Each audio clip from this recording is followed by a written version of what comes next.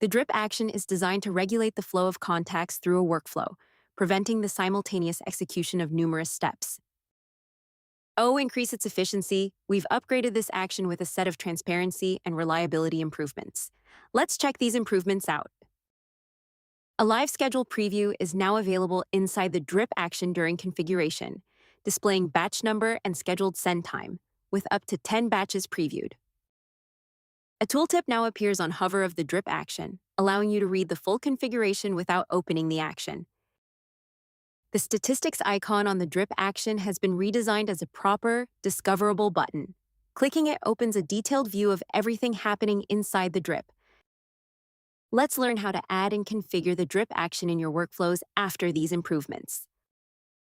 Begin by selecting the drip action from the available workflow actions. Define the number of executions allowed per batch. The range for this setting is from 1 to 10,000 contacts per batch. Set the time interval for the drip action. You can choose between minutes, hours, or days, with intervals ranging from 1 minute to 7 days. Once you've set your schedule, you can click Check to get a 10-batch preview and save the action to add it to your workflow.